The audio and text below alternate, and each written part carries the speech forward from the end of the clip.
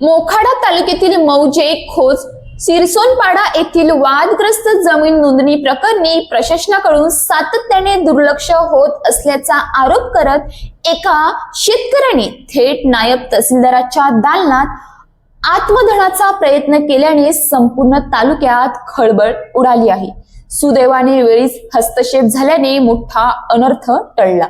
अर्जदार राजू भाऊ मालक राहणार मोखाडा तालुक्यातील शिरसोनपाडा यांनी दिलेल्या माहितीनुसार त्यांच्या वडीलपार्जित जमिनीत मृत सोमी जेठू मालक यांचे नाव नोंदवले होते। सदर व्यक्तीचा 21 फेब्रुवारी 2023 ला मृत्यू झाला असून त्यांना कोणताही कायदेशीर वारस नसताना जव्हार दिवाणी न्यायालयात खोटे दस्तावेज सादर करून न्यायालयाची दिशाभूल करण्यात आल्याचा गंभीर आरोप अर्जदाराने केला आहे। या कथित खोट्या दस्तावेजांच्या आधारे मंडळ अधिकारी व तलाठी यांनी कोणतीही स्थानिक चौकशी न करता तसेच कथित राजकीय दबावाखाली जमिनीच्या 7/12 उतार्यावर परस्पर नावे नोंदवली असा आरोप अर्जदाराकडून करण्यात आला आहे।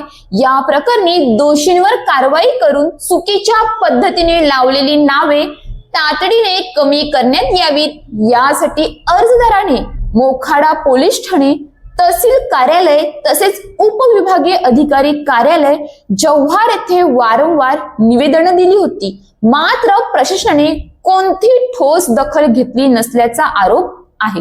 दरम्यान 10 दिवसात कारवाई न झाल्यास टोकाचे पाऊल उचलण्याचा इशारा अर्जदाराने यापूर्वीच दिला होता, मात्र तरीही प्रशासनाने कानाडोळा केल्याने ही गंभीर घटना घडल्याचा आरोप करण्यात येत आहे।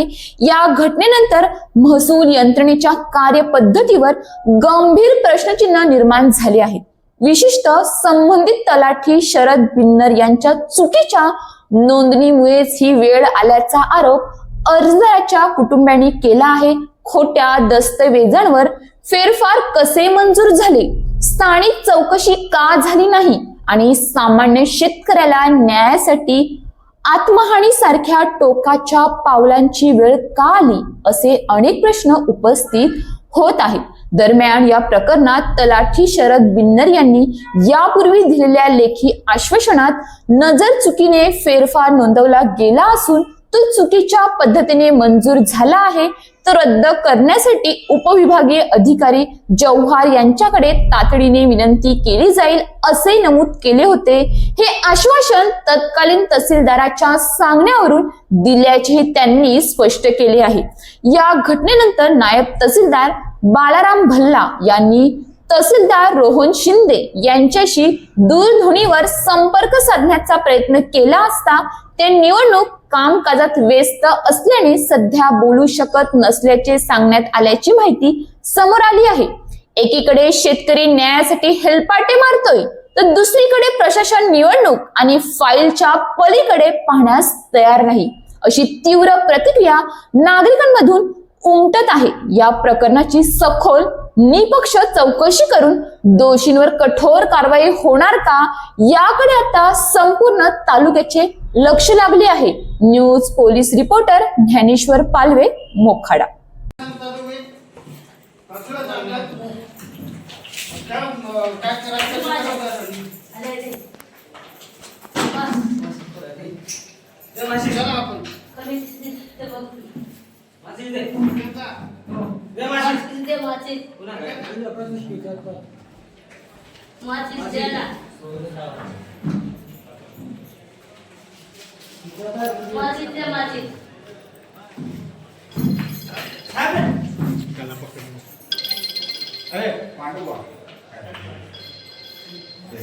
इथंच मरणार, काहीच नाही, इथंच मरणार। असं कसं नसतं, प्रत्येक वेळेस आम्ही हे करायचं का?